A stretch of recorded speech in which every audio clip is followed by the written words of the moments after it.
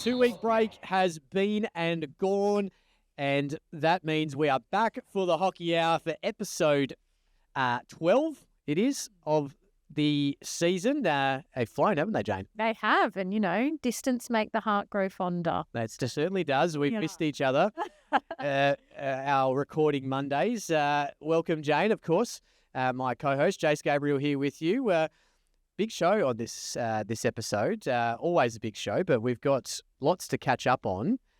So it'll be lots to get through, but hopefully we can bring you all the Hockey Hour love as we normally do. We've got Lucy Barratt from your club, Reds, on the show. So we're going to find out a bit more about you and how you are really like training at games. And we're going to chat to former Hockey Australia strength and conditioning coach, Brendyn Appleby, BA, as he's affectionately known. That's going to be a fascinating chat because that's a different type of coaching. I think people will get a lot out of that, especially, we start switching our mind to next year and seasons. And so, I think that'll be really interesting for a lot of people. But let's get underway with the Hockey WA news first, Jane, and we've got some international hockey coming up. Yeah, the Kookaburras are taking on India in August, so WA hockey fans, yet again, you get to witness some international hockey with the Kookaburras taking on the Indian men's national team in a 4-match clash at the Perth Hockey Stadium. The matches will see Kookaburras play the iconic men's India team on Friday the 15th of August, Saturday the 16th of August, Tuesday the 19th of August, and Thursday the 21st of August. The match on Friday the 15th marks a special occasion as it coincides with the Indians' Independence Day, so fans can look forward to not only world-class hockey, but a vibrant cultural experience, and I'm sure a lot of celebrations. There's a huge Indian contingent in Perth, so I'm sure they'll make it very exciting. Adding to the excitement, aspiring young players will be having a unique chance to learn from some of the world's best. A junior hockey clinic featuring the stars of the Indian men's national team will be held at Hale Hockey Club on Sunday, the 17th of August. This is a rare opportunity for juniors to meet and train alongside elite international athletes, gain skills, insights, and inspiration firsthand. So check it all out on Hockey WA's website for full details. Be cool. I mean, we have some great drag flickers in our country, obviously Blake and Jez, but imagine getting to learn from Arminpree, right? I know. That would be good. Incredible. Great opportunity. Item number 2, our Perth Thundersticks women are underway with their pre-preparation for the hockey one coming up. We've got some visitors and international visitors again. Incredible. Japanese teams, the Red Sparks, and HC Bravia, that's the Coca-Cola Red Sparks. Fascinatingly, in Japan, their teams are essentially companies. And the players work for those companies. Yeah, so crazy. Of course, Coca-Cola. Crazy, but awesome, I think. Yeah, I think it's really cool. Coca-Cola, which everybody knows, and HC Bravia, which is, I'm fairly certain, a tech company. So they are here at the moment and are completing in a bit of a blockbuster schedule, in fact, through July. The match features a series of games against the Perth Thundersticks women, taking on both teams in a 4-match series. They've already played 2 matches against the Red Sparks, the Thundersticks. The first clash, they won 6-2, and then losing the second 4-1.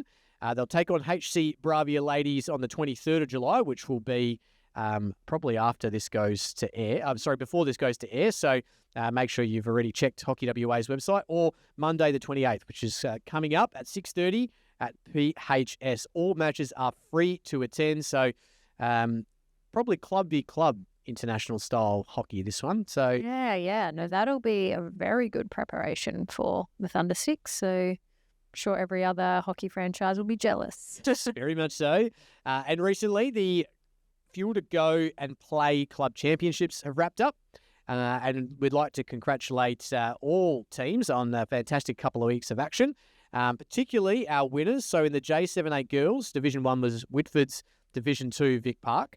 In the 7-8 boys, it was Division 1 UWA, Division 2 Whitford's, Division 3 Upper Grade Southern. For the J9-10 girls, it was Division 1 Lower Grade Southern and Division 2 YMCC. J9-10 boys was Division 1 Whitford's, Division 2 Wasps. And in the J11-12 mixed, something we've been talking about, Jay. Yeah, cool. Como Secondary College taking out Division 1 and Vic Park taking out Division 2. Fantastic to see that. Yeah, wow, I did not see that. That's incredible. I love it. I love it. But imagine those parents being like, yay, school holidays, let's have a break from hockey. Kidding. And to the next news item, obviously recently, Hockey Australia had the under-18s national championships over here in Perth. Their crowds were actually really impressive. I was out there quite frequently between Melville and PHS.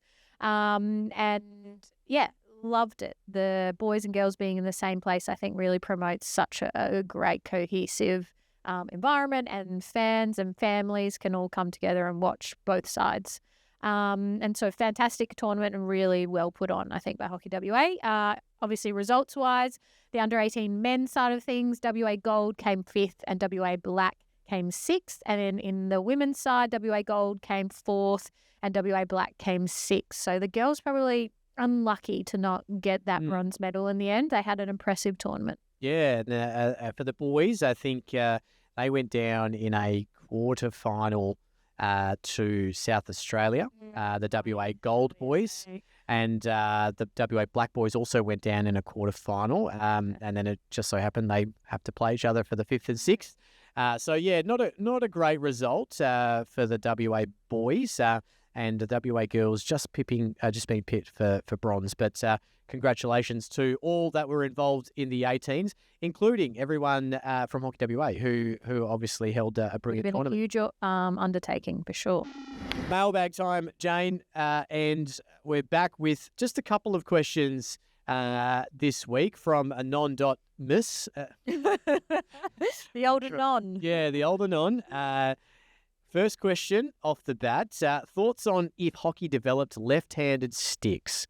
Now, this is a bit of a preempt on extra time coming up shortly. Yeah. But left-handed sticks, for me, no, because that probably causes more danger, right?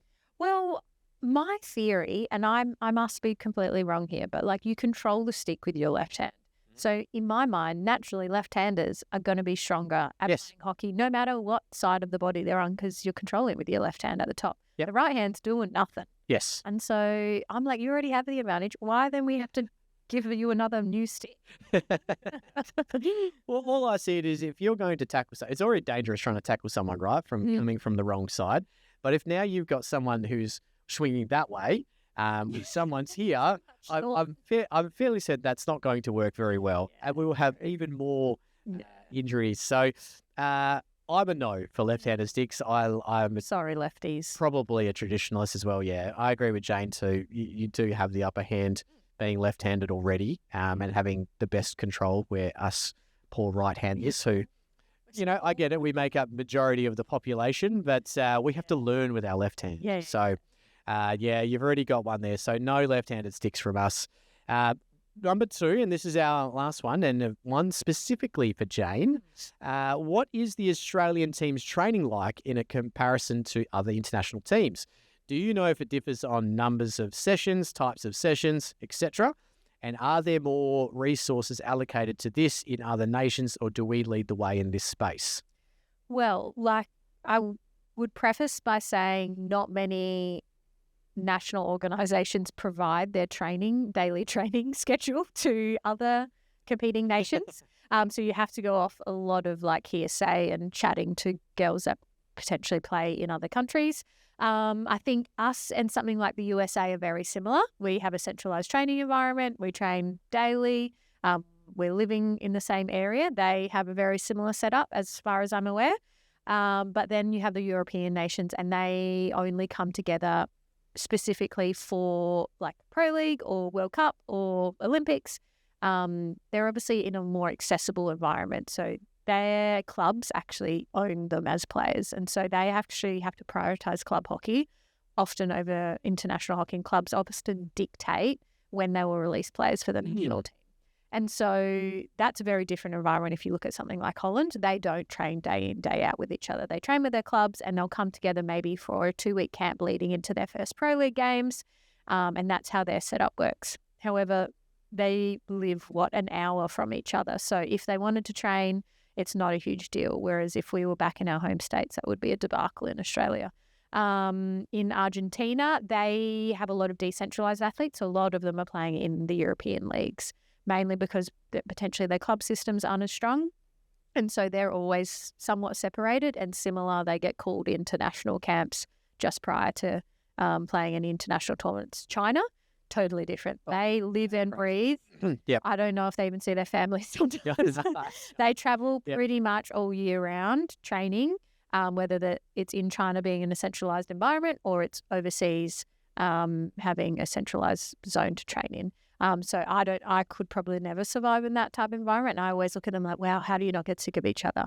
So, but they don't have a club system like we do. Yes. Japan, like we just talked about before, they have quite a good club system, so they can remain kind of in their local area and come together for tournaments. But I'd say us in the USA are the ones that are more centralised training day in, day out because our countries are so big.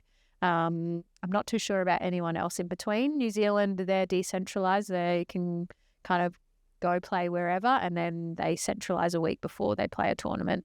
And that's mainly due to funding. So on the funding side of things, you've obviously got the European countries. They're quite well funded. And then probably us, New Zealand, USA aren't as well funded. And it takes a lot of money to keep our program in Australia centralised, but we understand the value in it. And that if we were decentralised, that likely would decrease the, I guess, intensity, skill set, development of our national team because you're not playing with the best of the best every single day. And so that's what they've recognised and are happy to kind of keep funding that as long as possible. Yeah, it's fascinating from, I guess, if you go a layer down. So I had an interesting conversation with Jeremy Hiskins, former Kookaburra, and obviously dad of Georgia, who has recently been away with the Gillaroos, obviously on their European trip. He had a chat with Adam Commons, obviously involved with the Belgian women and former Hockey-Roos coach. The Belgian women have been training 3 or 4 times a week as an under-21s team preparing for this Junior World Cup, whereas our under-21s girls have probably got together just before that tournament and did a lot, and they had essentially built through that tournament, but now we'll come back and decentralise, as you said, and then have to come back together once probably the team is picked to go to the tournament and then train in a 3-month block, I guess, together. So it is fascinating how it works. And Europeans obviously have the natural advantage of geography. Correct. And all of those girls likely don't live in Antwerp where they're based. They could live in Brussels, but they have to drive an hour to get training and it's fine. So we don't have the resources to make everyone be based in Perth. Yep. It would be a little bit more costly. But Anon, hopefully that answers your question. That was a very good response from Jane. There. Yes, it was. Yes. If you have any questions, of course, look out for Hockey WA's Instagram story to submit your questions, or you can submit them directly to Jane or I. We're happy to answer those for you as well and pass them on for our mailbag segment. But we appreciate all the questions that come through, even if it is from anonymous sources. The Stiles Electrical Premier League returned on the weekend, and let's wrap up the scores and wrap up each league and obviously what's coming up this weekend. Let's start with the girls, Jane, and a huge victory for Subs Lions, 7-2 over UWA. Both teams full strength. When I say full strength, both had their Hockey Australia high performance players, Amy Lawton and Alice Arnott for Lions, Courtney Chanel and Lexi Pickering for UWA, including Jessie Reid as well. Probably didn't see this result. No, I didn't. This large, did we? Yeah, Georgina Dowd just went bang. Yeah, she certainly did. She got a hat-trick. Jolie Satorio, Priscilla Matios, Alice Arnott and Meg McCaffrey all with singles. Sasha Pillay and Lex Pickering on the scoreboard for UWA. So a thumping at Shenton for Lions. We go to another thumping, 6-0 for Vic Park over North Coast Raiders. A double to Georgia Hiskins, who we just mentioned before, single to Georgia Wilson, and a hat-trick to Beatrice Monga Maloney. Harriet Shand and Grace Stewart playing for Raiders as well. But they are a very young team Yeah, they Raiders. So still working. They're senior girls. Yeah, still working through a few things, but a good win for Vic Park. Whitford's going down 2-0 to YMCC. Goals to Rebecca Adamson and Shoko Kanafuji. Good tight result for Whitford's, wasn't it? Definitely building. And I think Penny didn't play the other day, but I believe she's on track to getting introduced back into the side. So hopefully that will give Maddie another person on the field to kind of conduct and control. And will be promising. Certainly will be. A good win for YMCC there. Reds, as we've mentioned, 2-0 victory for Wasps against Wasps, a Kershawless Wasps. I know. The fist pumping I did midweek, but Cash told me, I won't be there. I'm like, shame. But still a good game. 2-0, Bella Connolly, the under-18s star, getting both goals, both field goals, but Jane, 0 from 11 PCs. Yeah, look, we've got some, there is a point in our game that is our weakness at this point in time. It is PCAs. I don't want to see our stats. We win a lot. Yep, that is for sure. We're going to chat to Lucy Barratt shortly, so we'll find out a bit more from her. And a comfortable 3-0 victory for Hale over Melville. Shania Hayward, Kirst Dwyer and Lene Milan on the scoreboard for them. Let's have a quick look at the ladder. Wolves still comfortably sitting on top. They had the bye this round, 39 points, still undefeated. Lions comfortably in second, then 5 points to third place, which is Hale, who sit now 6 points clear of Vic Park. So going to be a big ask to get into that top three, and it's a chase for the fours. So Vic Park on 25 points, Reds on 23, UWA and Wasps on 22. So it's going to be the last 4 rounds or 5 rounds are going to be crucial. It certainly is. Maddie Radcliffe still leading the Jackie Pereira leading goal scorer with 20 goals. Let's have a look at this weekend. And, well, North Coast Raiders and Lions going to be a tough slog for the Raiders girls. So I'm going to say Lions for both of us. Jane, Wolves and Vic Park at Lemnos. Who do you have for Vic Park play? Did you have your full contingent? Well, yes, I'd imagine Carrie and Tatum. Okay. I didn't see, actually. I didn't check if Tatum. If you've got some threats in your PCs, I think you could take it to them. Tatum did play, yep. Carrie and Tatum and Leash in the back in the net. So this could be a game. That would be nice to see. They will have Greta Race. Yep. As all their other talented it's former hockey roos, Geordie Olsberger and Maddie and the Buckley girls. And so it'll be a nice battle though. It will be a good game. That will probably be the one game in the last few rounds that could trip them up. Yep. So, of course, Vic Park for me. I will go with the girls. I'll back them in. Yeah, sure. Let's do it. Hale and Whitfords. I'm going to go with Hale. They're on the road. They're on a roll, I should say. Hale for me as well. They should beat Whitfords. Reds and UWA, the girls, big ask, but they'll definitely be coming off the weekend pumped up. That's for sure. We just kind of have to head into every game in this last few weeks having to win it. So at home, I think I'm going to back you in. Thank you. You're welcome. Wasps and YMCC, a really important one for Wasps, this one. Yep. Steph back? Yep, I believe so. So goal a game Kirsch. She doesn't like me referring to her as that, but... Well, you're on the show, so sorry, Steph. Immediately they start the game 1-0 down. So, no, I feel Wasps should be okay here. I think YM could beat them. Okay. I think YM win this game and put a dent in Wasps' finals hopes. Melville has the bye. Let's go over to the men's side of the competition, and we started on Friday night in the men. It was a victory to Hale over Melville, a huge victory. Melville now on a bit of a losing streak. I think they lost 3 or 4 in a row now. 2-1 the scoreline. Josh Belt's a welcome back goal for him and Jack Faulkner, whilst James Day got on the scoreboard for Melville. So they've dipped a fair bit. Do you think it's Kookaburra's coming back into the league that's caused it, or? Well, that would have helped Hale, certainly. I think it definitely changes things. They've had a pretty big last few games. They played us. They played. I can't remember who they played on the midweek. For morale when you have back hard games. Yeah, and it's hard. Like if you go down, like then you're chasing and you're chasing and you're chasing. I'm just going to quickly see who they had in the previous in that midweek game. I think it might have been Wolves potentially. Yes, I do think they. No, it was Reds. That's right. It was Reds, and they should have won that game. Yeah. And Blake scored was that. Honestly, mind blowing. That ridiculous goal. He scored two of them like that. Yeah. But the last one, I'm sure Craig Wilson would have been filthy with. Yeah. You take a draw. Yeah. You don't let that happen with 5 seconds on the clock. No. And then they'd drawn to Whitford's before that.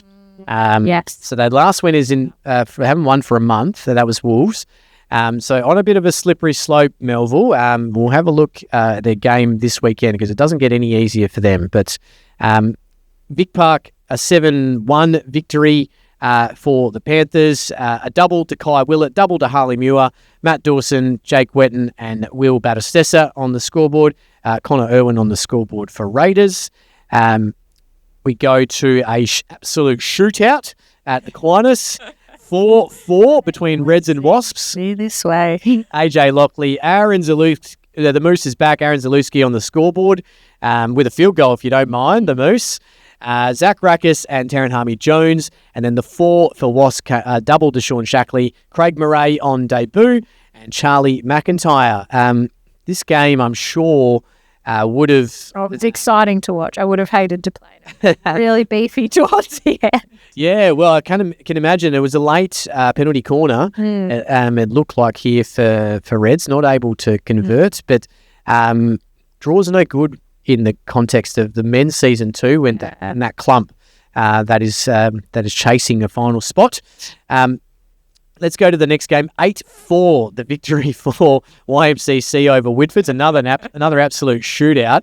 And speaking of shootouts, Cooper Burns had 6 of those 8. Max Friedman and in his milestone game, Maxie Friedman, 100th game, and Hamish Adamson on the scoreboard for YM, and then all 4 of Woodford's goals to Fraser Hay. So defending, not really. Not want to. It was optional that game. Clearly it was. No one interested. Yeah, no one interested at all. To be honest, maybe Dom Kane and Tyler Lovell weren't really playing in the game. Yeah. Maybe they were named and then just stepped off the field. So, yes, absolute shooter, but 8-4 the victory for IM, and they keep on keeping on with their season. 9-2 the victory for UWA over Mods. Goal scorers for Mods, Luke Nielsen and Brett Stevens.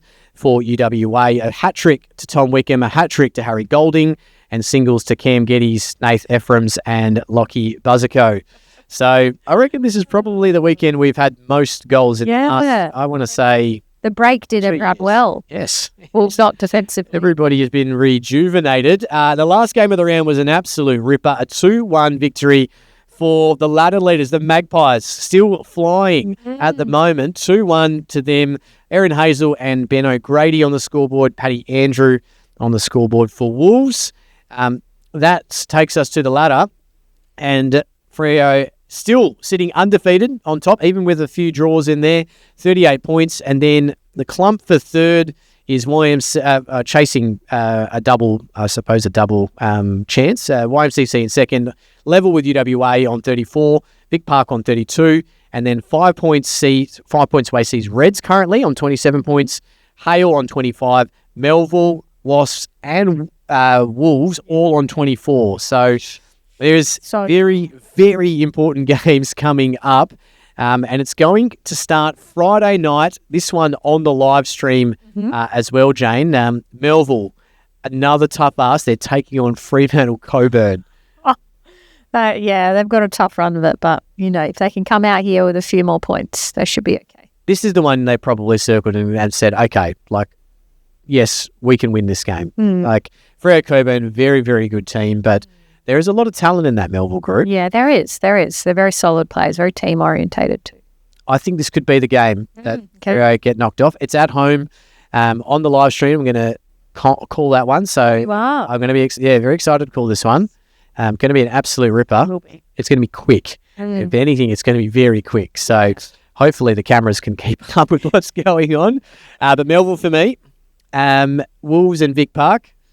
I know, you know where I stand. Yeah. I think Vic Park too. You know, you've got Weddy back. God, he's lighting it on fire. And Dorse is so happy that Weddy's back. Pass to each other.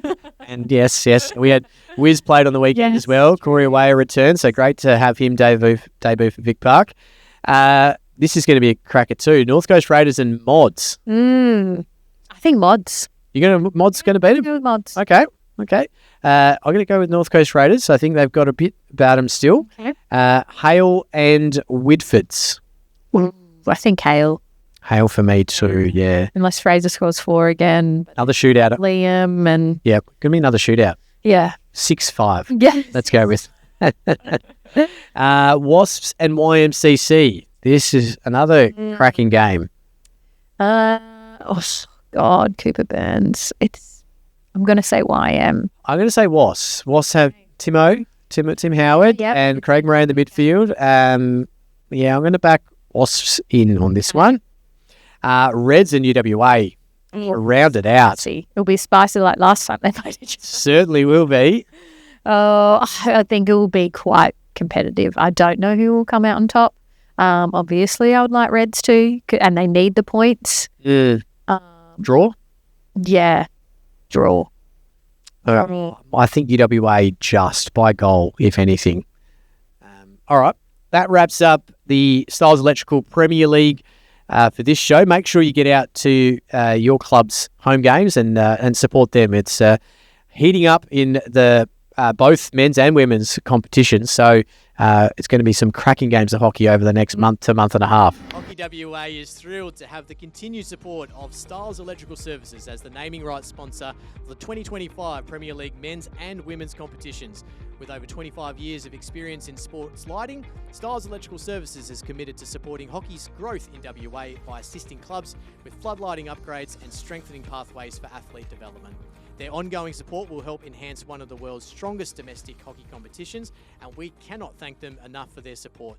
Visit stileselectrical.com.au to find out more about Stiles Electrical and how they can help your club. Time to chat to one of our players from the Stiles Electrical Premier League, Jane, and this week we've got your club, the Mighty Reds. The Mighty Reds, and we've got the captain of the women's team, Lucy Barratt. Welcome to the show, Luce. Hi, thanks so much for having me. No, thank you for being available. Another night with Jane. I'm sure you're very happy with this outside of a Tuesday or a Thursday. That's what I need. firstly, what we would like to know is what's your coffee order, Luce? My coffee order every time an iced oat latte. Whatsoever, no matter the temperature, every time. Wow. What's the iced element as opposed to just a hot coffee? I think I became obsessed when I moved to Darwin, and it was obviously quite warm up there. And then, it just continued on. Yeah. No, I don't really get anything different. Well, that's the first iced one we've had, I think.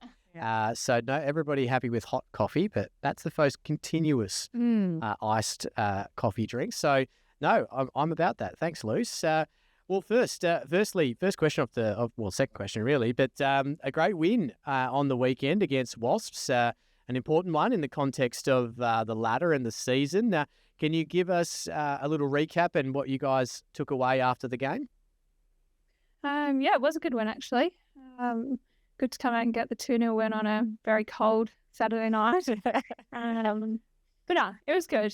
We felt in control. We felt consistent, calm under pressure, which is good for us. It's the first game in a while where we actually had our full team available for selection, so that was a nice feeling, kind of good problem to have for Ben and Jane, our coaches. Hopefully we can just continue the momentum into the next few weeks and the rest of the season. But as you said, very important game. So I'm glad we got the 3 points.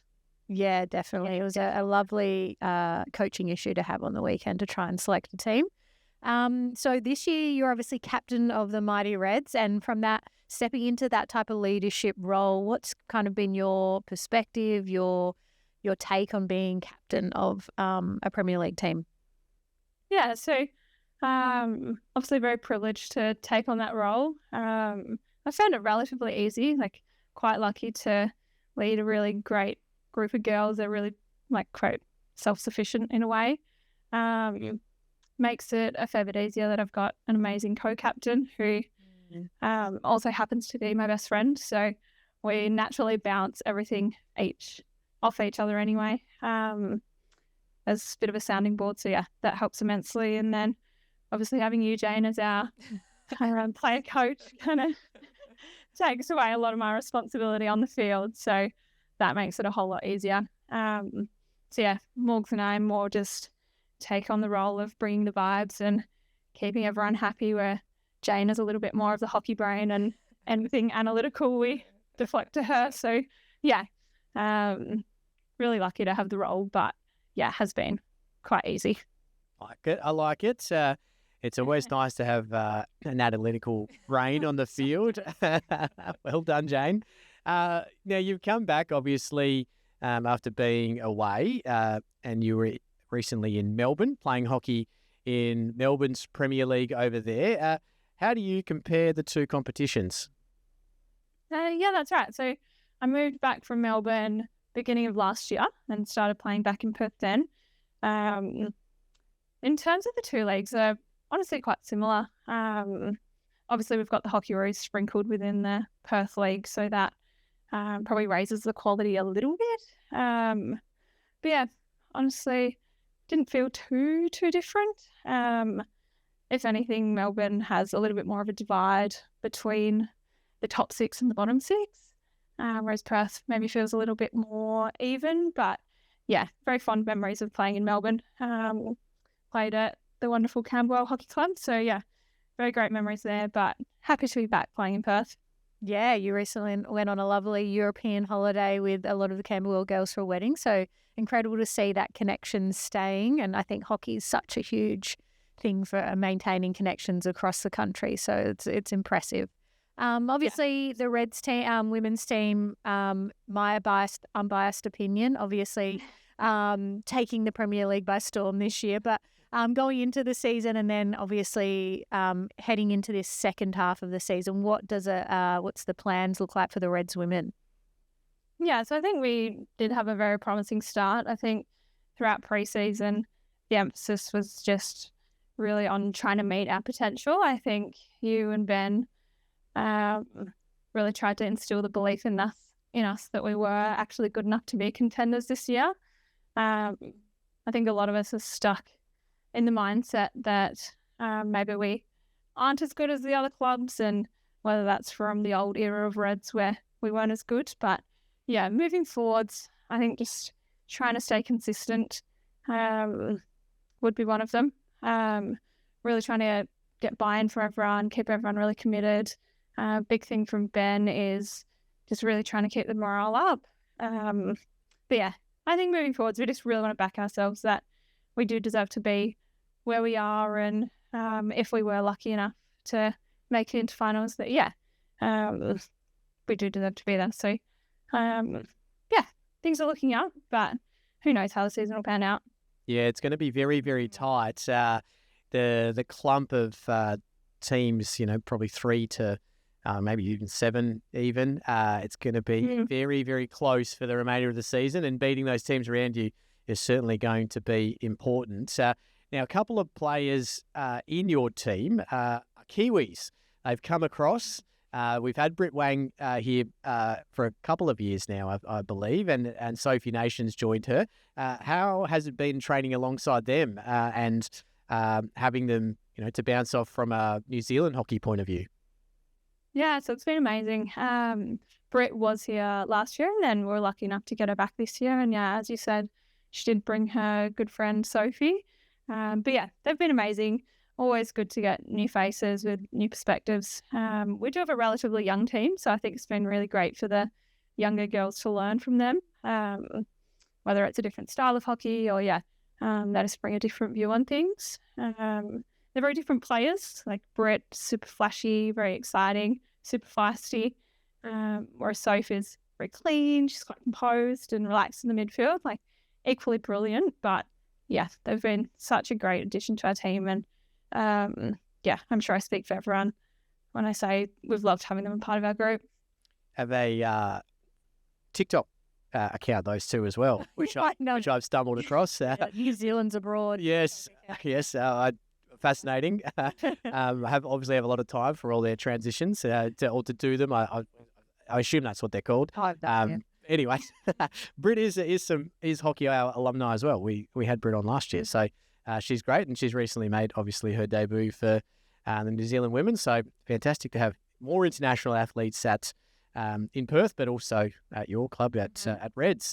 But Luce, thank you so much. It's been great to chat to you about what's happening at the Reds women and hearing it from someone else other than Jane. So it is very nice to hear. A big game this weekend against UWA. So wish you and the girls all the very best of luck for that game and the rest of the season. Yeah, no, thanks very much for having me on. And looking forward to the rest of the season. Time for the dugout for this week's episode of the Hockey Hour. And we've got a special dugout this week, Jane. We don't have a coach in a hockey coaching capacity. We've got a different kind of coach. We've got a strength and conditioning coach. We've got the former strength and conditioning coach for Hockey Australia in Brendyn Appleby. BA, welcome to the Hockey Hour. Thanks for asking me to come along. This is going to be great.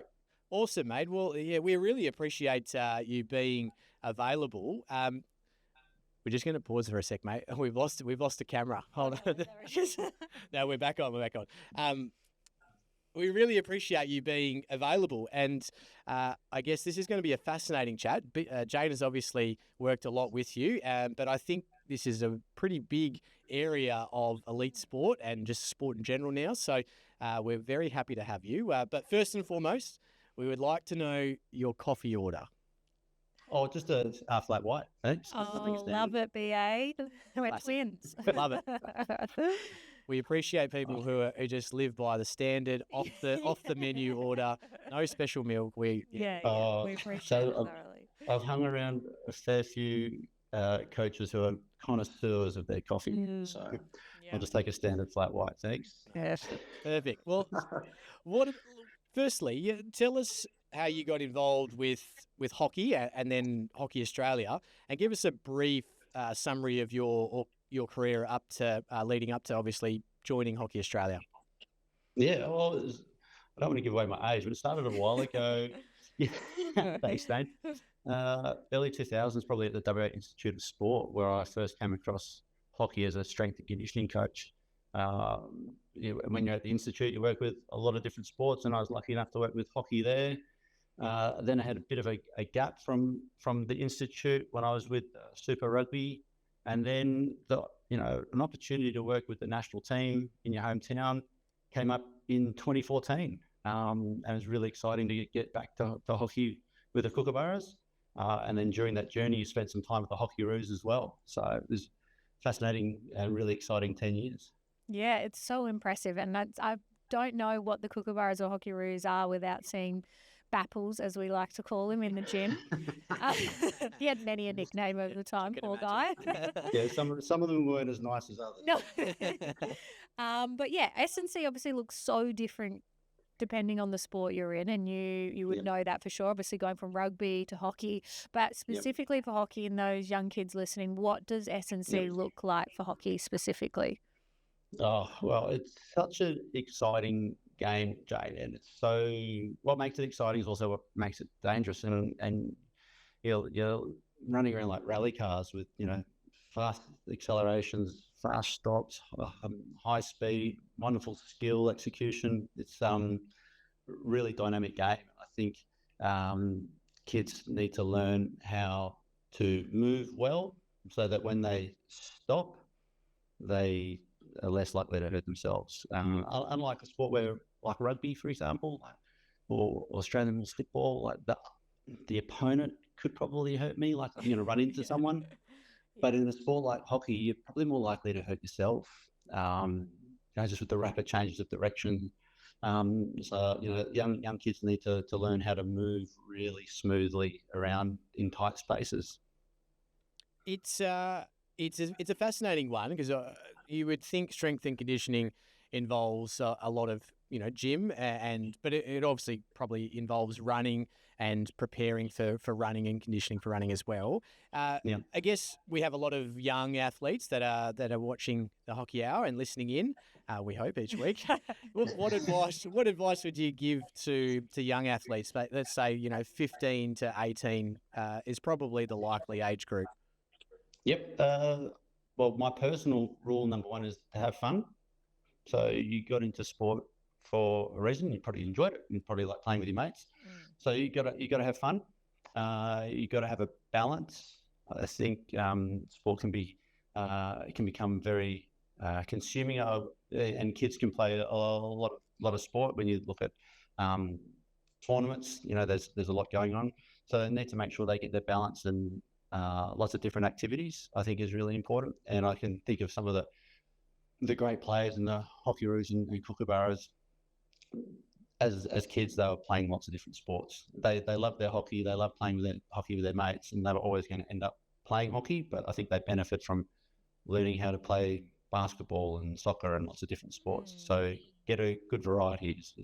When you're a young kid, that's my advice. Yeah, the different movement patterns and learning all of that. And Eddie Ockington is like a huge example for me. He's like, can do any sport, no matter what. You give him a bat, ball, whatever, and he just nails it. It's so annoying to watch. Were you allowed to play other sports, by the way? Yes, I was. Okay, just checking. I know. Many people don't know this, and I always forget how little people know about the national program and the inner workings. But as your role as an S&C with the Cookers, how much involvement did you have in the day-to-day coaches, but also the day-to-day programming? You work very closely with the coaches. They have a vision of the style of game they want to play, and what sort of skills the players need to work on. And my role as an S&C coach was to help make their life as hard as possible in one way, to make sure that the players were fit and fast and strong and available to do whatever the coaches wanted. You would meet with them before training, during training, after training, helping fine-tune running loads and acceleration efforts, planning the week where the big sessions were going to be, where the light sessions were going to be. You spend a lot of time with the coaches and have to have very good relationships with them. What other types of data and I guess testing have you done with hockey athletes? And I guess why would you do those types of testing and check that data? Oh, yeah, great question. And, the data is really useful, but we've got to be careful that we don't overuse data. I mean, if you have a GPS unit now that gives you hundreds and hundreds of metrics, and there's an addiction to technology because we can measure so many things, but not everything matters. So some of the tests we would do, like just a simple fitness test. Now, whether you do a beep test or some form of shuttle test or even a 2K time trial, fitness is very important in the sport. So you don't have to be sophisticated with the GPS and things like that. If you don't have it, just go into a 2K time trial. When you get older, strength tests are also important, just to make sure that you can handle training volume. Like I said before, you need to have good breaks.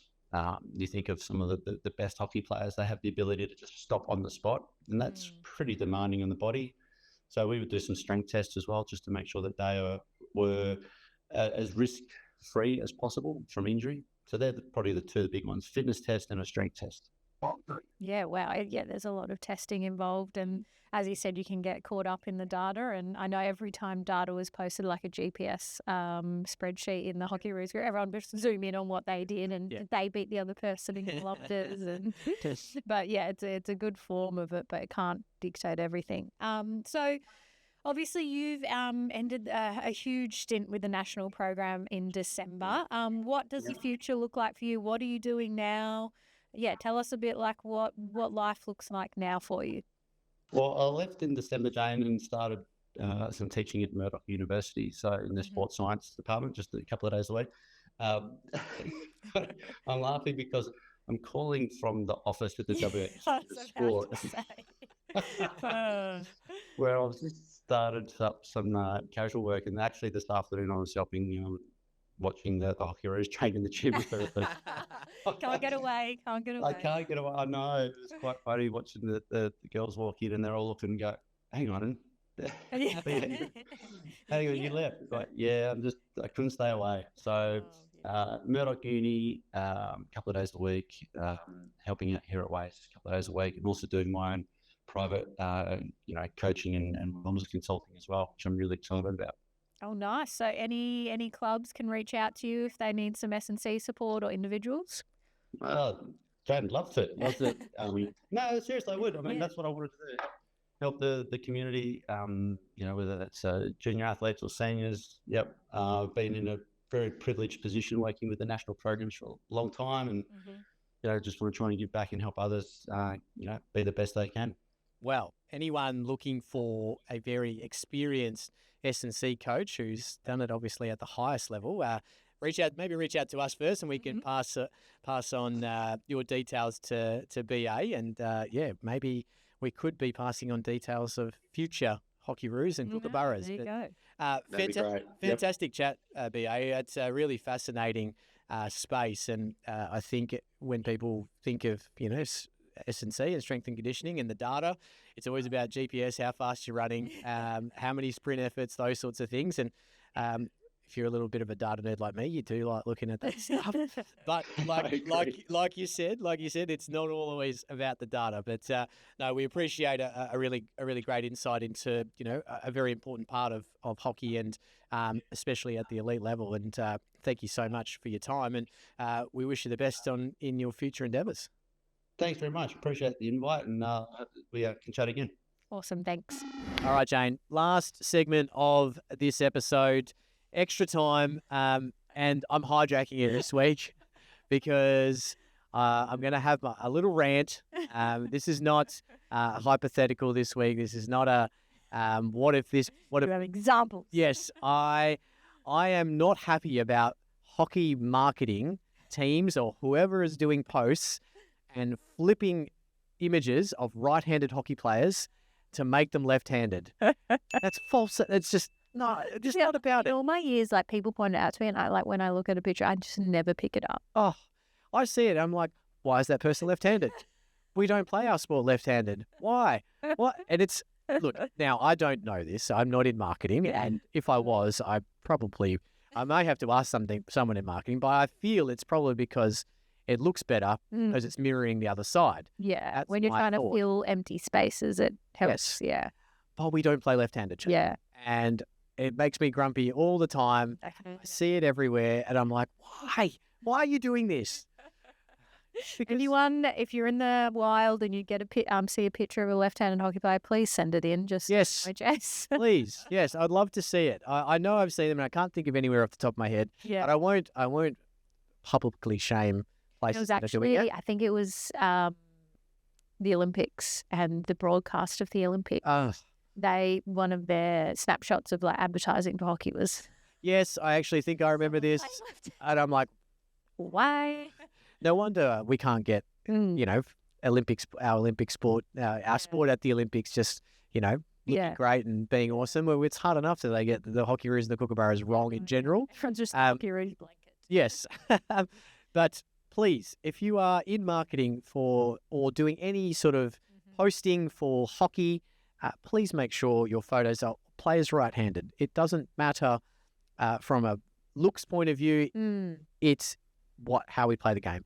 And I kind of think of it, if we're putting let's say it's hook into hockey and we're putting posters around and someone sees a left-handed kid playing, well, they're going to think they can play left-handed. And then they get down there and go, well, no, actually, I'm sorry, you can't play left-handed. You need to use your left hand, but you have to hold the stick like this. Yeah. So that's my rant. Let's see if it changes. If you've seen any, sign the petition. Send it through. Yes. Send it through to me or Jane or to Hockey WA. I'd love to see what's going on, and maybe we can send some sternly worded emails. Yeah, send her a letter. Yeah. Rant over. Thank you, Jane. Another great episode. Good to see you again after a couple of weeks and talk hockey, although you were probably involved in I had Too much too hockey. much hockey in that 2-week period. And now you come back again to more. How did the body go over the break? I strategically played midweek veterans to make sure I didn't break. Oh, okay. Breaks are the worst. Yes. For the body, and Yes. so I found that out Monday. I played midweek veterans both weeks, so it's fine. Okay. I'm amazing. Well played by you.